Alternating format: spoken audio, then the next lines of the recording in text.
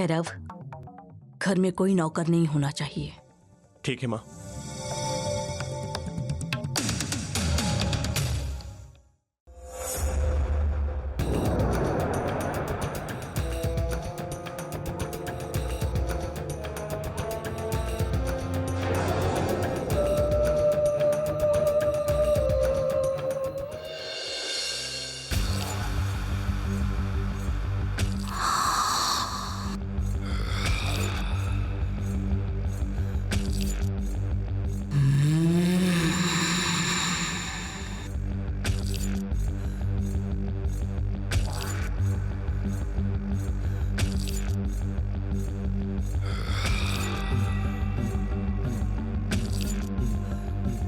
समस्या बहुत गहरी है। कुछ लोगों की मौत पर घात लगाए बैठी है।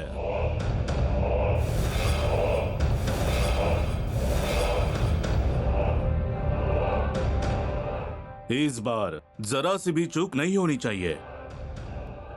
इसीलिए तो हमें आपकी सहायता चाहिए गुरुजी। जब कोई समस्या होती है तो उसका समाधान भी होता है। चिंता छोड़ो, मैंने सारी तैयारी कर ली है, चिंता मत कीजिए। ठीक है।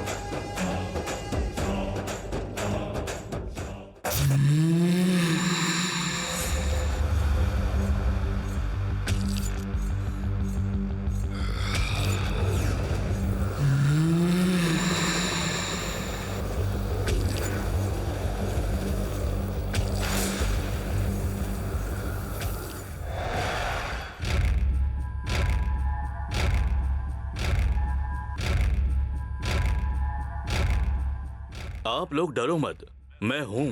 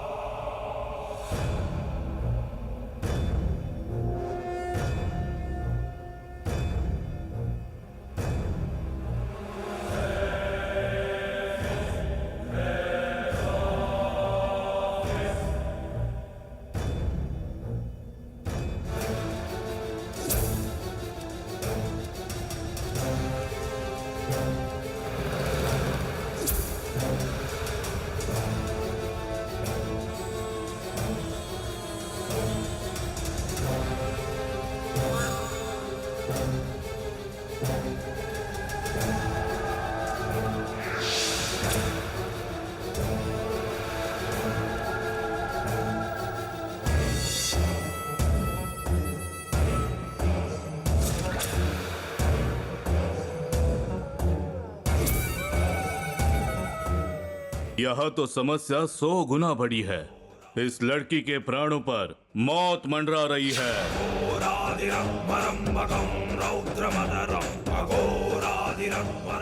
इस लड़की की जान के लिए वो एक चील की तरह इंतजार कर रही है।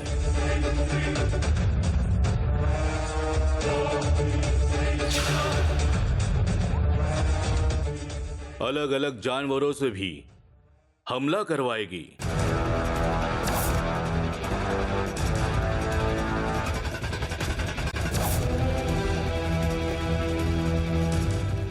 हमला हो भी चुका है। अगर उसका रुख नहीं बदला तो पहली बलि आप में से होगी।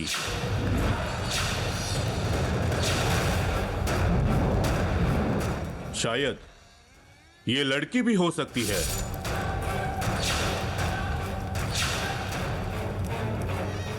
गुरुजी, इस लड़की के माँ बाप मतलब मेरी सहेली और उसका पति शादी के शुभ कार्य के लिए यहीं आने वाले थे, लेकिन उसकी जान खतरे में पड़ गई। मुझे बहुत डर लग रहा है। शादी ना भी हो तो भी चलेगा, बस इसकी जान बच जानी चाहिए गुरुजी। मेरी जान भी चली जाए तो कोई गम नहीं। मुत्तू जी से मेरी शादी होकर ही रहेगी, भले कितने भी मुश्किलें आए मैं उसका सामना करूंगी।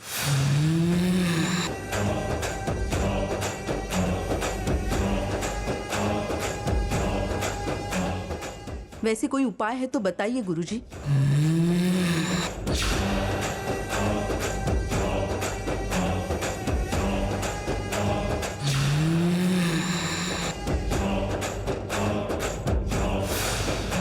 जिन्हें अपने लक्ष्य को पाने के लिए अपनी जान भी जाने का डर नहीं होता, वो जरूर कामयाब होते हैं।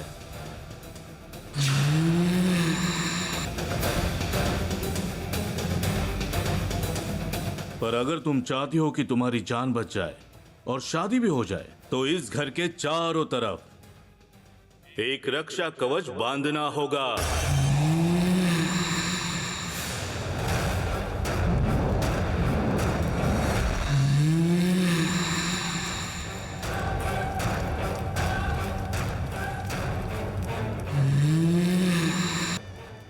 क्या कहा? रक्षा कवच?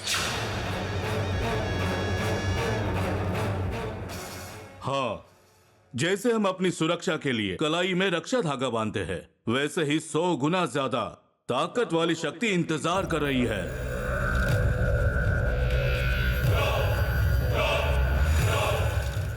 अब ये घर मेरी रक्षा कवच में रहेगा।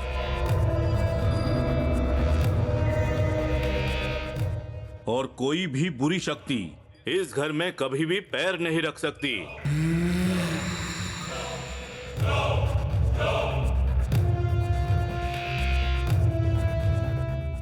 उसके बाद आप लोग ये शादी निश्चिंत होकर कर सकते हैं।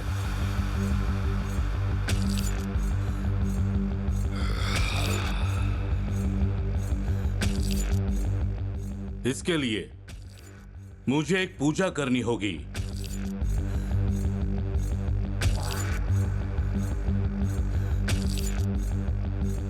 उसके साथ ही ये रक्षा कवच बांधने के लिए एक खास लड़की की जरूरत है।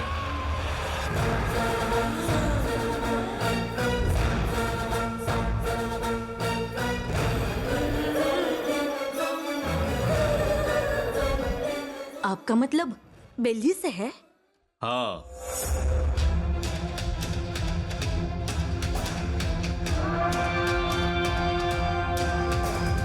अगर कोई और बांधने की कोशिश करेगा, उस पर बुरी शक्ति का वार होगा।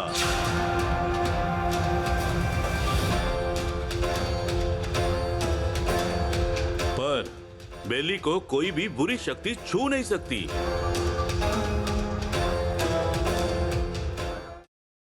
बस बेली को यहां तुरंत बुलाओ। अब सब कुछ बेली के ही हाथ में है।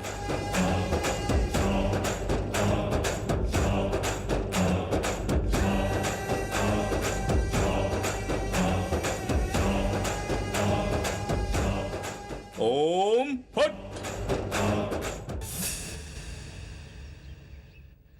माया पे तुम इतने सारे आरोप क्यों लगा रहा है ये अभी मुझे पता चला। बेली को छोड़कर माया से शादी करने वाला हूँ इसलिए ये सब शादी रुकवाने के लिए है ना। माया ने तुम्हारा क्या बिगाड़ा है? उस पर इतना गुस्सा क्यों कर रहा है? माया नहीं, बेली ने कहा था कि तुझे मैं शादी के लिए मना लूं। वो तेरी भलाई के लिए कह रही थी। इतने सालों में तू मुझे समझ ही नहीं पाया। बेली की खुशी में मेरी भी खुशी थी, पर जब दिल किसी और पर आ जाए, कोई कुछ भी कहे तो कुछ फर्क नहीं पड़ता, और यही हकीकत है।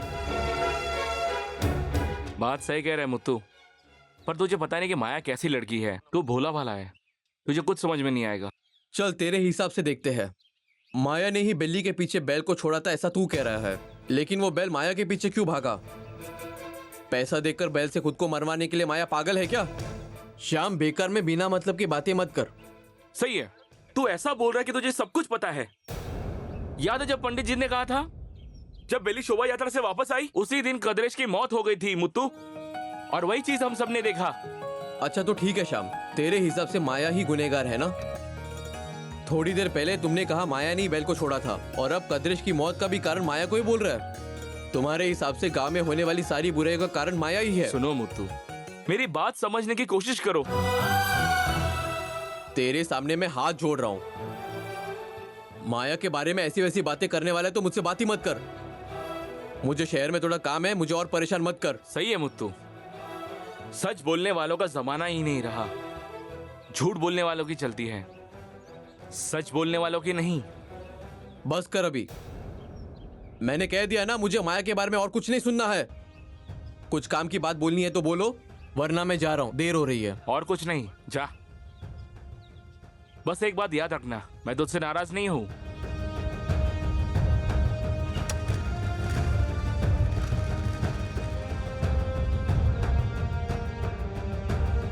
एक दिन माया की असलियत तेरे सामने लेकर आऊंगा, फिर तुझे पता चलेगा कि माया किस तरह की लड़की है और उसकी छवि किस तरह की है। ये मैं साबित करके ही रहूंगा, देख लेना। देखो फोन बज रहा है, मुझे सबूत मिल गया।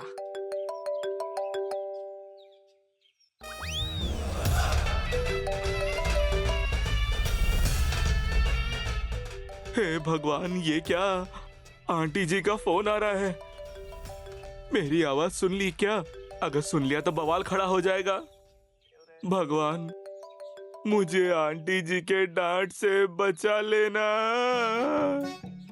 हेलो श्याम, कैसे हो बेटा? अब तक तो ठीक था आंटी, आगे भगवान भरोसे। मैं ठीक हूँ, आप कैसे हो आंटी? खाना खाया बेटा? हाँ आंटी, पेट भर के खाना खा लिया। मैं बस सोडा पी के घर जा रहा था। ठीक है, जाते वक्त यहाँ आकर जाना। घर पे आना है? आंटी, पुत्र ने मुझे बहुत काम दिया है, मिल में बहुत सारा काम है, मैं नहीं आ सकता आंटी, मेरे पास समय नहीं है, मुझे माफ कीजिए। चाहे जितना भी काम क्यों न हो, पहले घर आना। बहुत जरूरी काम है श्याम, इसलिए घर पर आकर ही जाना। ठीक है आंटी।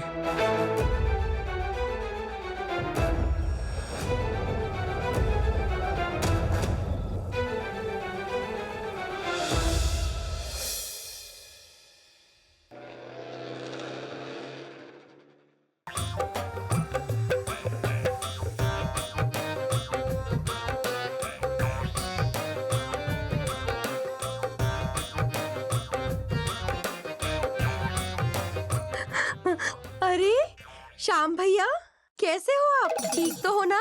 खाना खाया आपने? अरे बाबा, कितने दुबले पतले हो गए हो आप, हालत तो देखो अपनी। अरे वाह, जो लोग कभी पूछते ही नहीं आज इतना पूछ रहे हैं। कहीं बकरे की बलि की तैयारी तो नहीं हो रही है? शाम, थोड़ा संभल के। कुछ नहीं, मैं बस जिम करने जा रहा था, तो मैं चलूं? कोई बात नहीं, कुछ खाकर जाना आप। हाँ श्याम भाई, मुझे तुमसे एक जरूरी काम था। बोलो, कौन सा काम? तुम्हें ना बेली को बुला के यहाँ लाना होगा। हे, मैं मेरे से नहीं होगा ये। मैं बेली के मामले में नहीं पड़ना चाहता, मुझे छोड़ दो।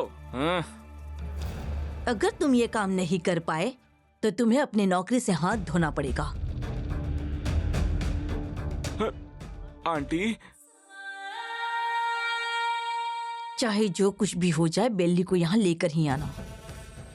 उसके लिए चाहे तुम्हें कुछ भी क्यों ना करना पड़े, समझे तुम? तुम्हारा समय अब शुरू होता है। तुम कुछ बोल क्यों नहीं रहे हो शाम?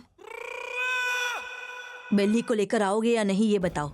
अरे आंटी, इतनी छोटी बात मैं मना करूंगा क्या? बेली यहाँ जरूर आएगी। मैं खुद जाकर लेकर आता हूँ। जल्दी उसे लेकर आता हूँ। मैं उसे लेकर आता हूँ, आराम से लेकर आता हूँ।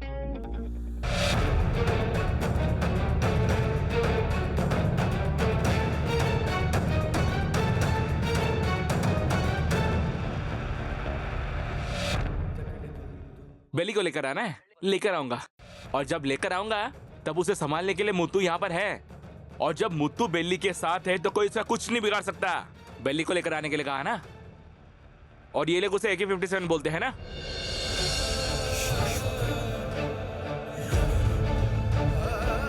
घर के अंदर कैसे जाऊं? कल तो मैंने ठीक से बात भी नहीं की थी। कैसे जाऊं? मुत्तू, मुत्तू कहां पर है? मुत्तू जी, मुत्तू जी, मुत्तू जी, कहाँ है मुत्तू जी? वो मेरे साथ नहीं आया, माफ करना। मैंने सोचा तुझे मुत्तू के घर ले जाओ, इसलिए यहाँ पर आया हूँ।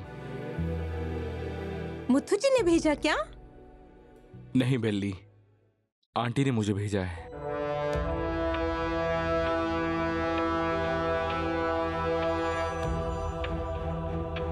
नहीं भैया, मैं नहीं आऊंगी। ऐसे अचानक से क्यों कह रही हो? तुम अगर चलोगी तभी कुछ गलत होने से बच सकता है। सोचो मत, चलो मेरे साथ। नहीं भैया, मेरा मन नहीं है जाने का।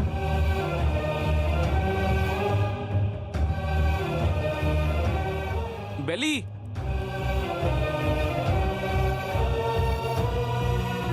तुम कितनी खुश थी, सबसे प्यार से बात करती थी।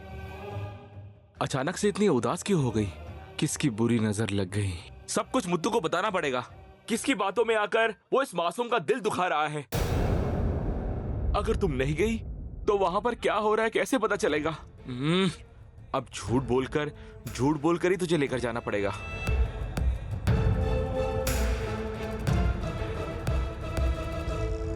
अरे आप लोग कहां पर चले गए थे? मैं कब से इंतजार कर रहा था आपका। मुझे भूख लगी थी इसलिए इडली खाने के लिए आया था, पर चटनी के बिना कैसे खा सकता हूँ? और मुझे भूख लगी है, जल्दी से खाना बनाओ। ऐसे किसी को रुका के रखते हैं क्या? है ये? अरे क्या बात है शाम, तुम्हें कहीं कोई हवा तो नहीं लग गई है? या फिर कहीं कुछ देख के डर तो नहीं गया? इनका कहना सब सही है, मुझे सब समझ में आ गया। मैं आंटी को देखकर डर गया था। आंटी, नीलांबरी आंटी ने मुझे बेली को उनके घर लाने के लिए कहा था। कहाँ है वो? तुमको? अरे एक मिनट। आप कहोगी तुम्हारी हिम्मत कैसी हुई ऐसे बात करने की कि तुम बेली को यहाँ लेने आए हो? मैं कहूंगा बेली को भेज दीजिए ना। आप बेली को मेरे साथ भेज दीजिए ना, तो मेरे ऊपर बहुत बड़ा उपकार होगा। आप कहोगे कि तुम बेली को मारने के लिए लेके जा रहे हो क्या? और मुझे ये भी समझना होगा कि वहां सब लोग क्या सोच रहे होंगे। मुझे शक है वो लोग मुत्तू और बेली की शादी तोड़ने की षड्यंत्र रच रहे हैं। मुझे ऐसा लगता है कि उनके बीच में खुफिया बातें चल रही होंगी। क्या बातें हैं? मुत्तू और बेली की शादी कैसे तोड़ सकते हैं वही सोच रहे होंगे। हाँ, यही होगा। ये तुम क्या बोल रहे हो? कुछ समझ में नहीं आ रहा है। आंटी, जब तक मैं उस घर में रह रहा था वो लोग मुझसे अच्छा बर्ताव नहीं करते थे, और आज खाना खाने के बाद नाच रहे थे, अजीब अजीब बातें कर रहे हैं, हंस रहे हैं। वो लोग कुछ तैयारी की बातें कर रहे थे। सब कुछ कहने के बाद कहते हैं शाम तुम बेली को लेकर आओ। इसका क्या मतलब हुआ? क्या मतलब हुआ? मतलब हमारी बेली से कोई काम निकलवाना होगा, इसीलिए वो उसे अपने घर में बुला रहे हैं। समझे आप? अगर काम घर का होता तो घर के लोग ही कर लेते ना, बेली को क्यों बुलाते बताइए आप? तो क्या मुत्तू घर पर नहीं है? क्या बोलूं उनके बारे में, सबके सब मस्का मारते रहते हैं। जब मुत्तू होता है तब अलग रंग, और जब नहीं होता तो अलग रंग। मुत्तू तो शहर गया है, अभी रात को ही वापस आएगा। आप समझने की कोशिश कीजिए। आप सिर्फ कसम खाकर चुप नहीं बैठ सकते, सही काम करना पड़ेगा, समझ गए? तुम्हारी ये नीलांबरी भले ही मुत्तू की शादी तुम्हारे साथ क्यों न तय करे, कुछ भी हो जाए, लेकिन मुत्तू की शादी मेरी बेटी बेल्ली से होगी। देखो बेटा श्याम, बेल्ली अभी अभी मौत के मुंह से जिंदा वापस आई है, इसलिए मुझे उसे भेजने में बहुत डर लग रहा है। हाँ, लेकिन तुम साथ हो तो उसका अच्छे से ध्यान रखोगे ना? ऐसा मत बोलिए आंटी, अगर मेरे जीते जी बेली को कुछ हो गया ना तो समझिए आंटी, मैं अपने आप को कभी माफ नहीं कर पाऊंगा। बेली सिर्फ आपकी बेटी ही नहीं, वो मेरी प्यारी बहन और जान भी है।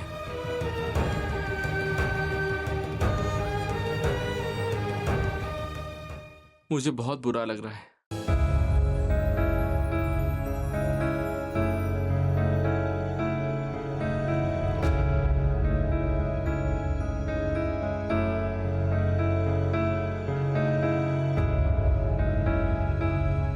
कदरिश की ऐसी बातों की वजह से उसने ऐसे कहा होगा।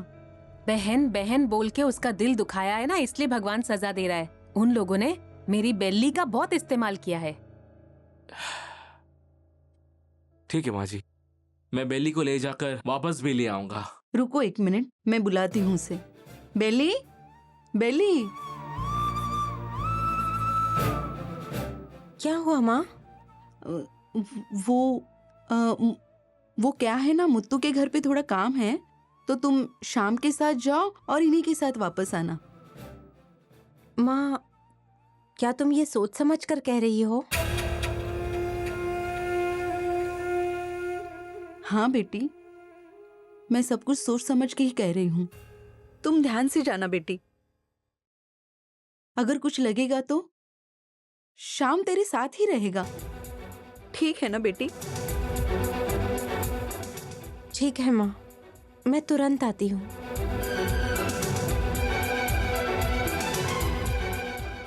शाम, मैं अपनी बेटी को तुम्हारे साथ भेज रही हूँ, उसका ध्यान रखना। ठीक है। फिक्र मत कीजिए माँ जी।